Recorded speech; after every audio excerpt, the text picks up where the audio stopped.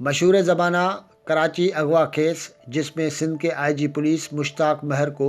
مبینہ طور پہ اغوا کیا گیا، اس کے آفٹر شاکس جاری ہیں اور اس کے تازہ ترین شکار DG رینجر سندھ ہو سکتے ہیں، جن کو کہا جاتا ہے کہ ہٹانے کا فیصلہ کیا گیا ہے، صرف حکم نامہ جاری ہونا باقی ہے۔ اس کیس کے معاملات سے واقفیت رکھنے والے لوگ کہتے ہیں کہ اس کے اگلے شکار خود IG پولیس مشتاق مہر ہو سکتے ہیں۔ اس واقعے میں 18 اکتوبر اہم دن ہے، جب PDM عمران حکومت کے خلاف کراچی میں جلسہ کر رہی تھی،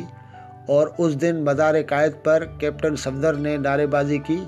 جس پر ایک بڑا ہنگامہ کھڑا ہوا اور حکمران پارٹی کے رہنماؤں نے FIR داخل کرنے کا مطالبہ کیا۔ FIR تو داخل ہو گئی اور صبح سویرے کیپٹن صفدر کو ایک ہوٹل سے گرفتار بھی کیا گیا، مگر گرفتاری سے قبل رات کو پولیس مشتاق مہر کو رینجرز لے گئی اور ان کو ایک حساس ادارے کے دفتر لے جایا گیا، جہاں ان پر FIR درج کرنے کے لیے دباؤ ڈالا گیا۔ IG مشتاق مہر کے اغوا کا واقعہ سامنے آنے کے بعد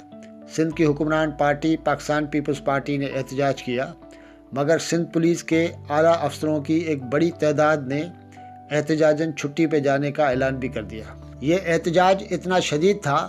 کہ اس میں نچلے درجے کے افسران بھی شامل ہو گئے۔ بلاول بھٹو کے مطالبے کے بعد آرمی چیف نے ان سے رابطہ کیا اور یقین دہانی کرائی کہ اس معاملے کی جانچ ہوگی اور 10 دن میں نتیجہ سامنے آئے گا، جو 20 دن میں سامنے آیا اور اس واقعے کے ذمہ دار افسران کو GHQ رپورٹ کرایا گیا۔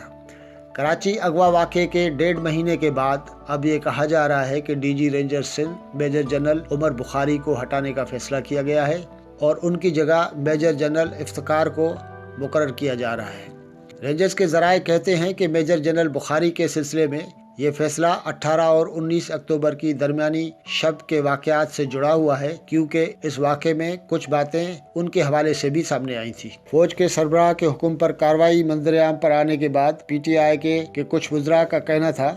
کہ اب سندھ حکومت کو بھی سندھ پولیس کے افسران کے خلاف کارروائی کرنی چاہیے، کیونکہ انہوں نے بھی بغاوت کی تھی۔ اب حساس ادارے کے ذمہ دار افسران گئے اور DG رینجرز بھی جا رہے ہیں، تو اب کچھ حلقے یہ کہتے ہیں کہ شاید سندھ حکومت کو بھی IG پولیس مشتاق مہر کو سرنڈر کرنا پڑے گا۔ یہ فیصلہ پیپلز پارٹی کے لیے کافی مشکل ہے، مگر یہ باتیں ہو رہی ہیں کہ اگر حساس ادارے کے افسران کو ایسا نہیں کرنا چاہیے تھا، مگر سندھ پولیس کا رد عمل بھی بہت سخت تھا اور اس سے اداروں کے درمیان تصادم کی صورتحال پیدا ہوئی، جس کے بعد آرمی چیف کو مداخلت کرنا پڑی۔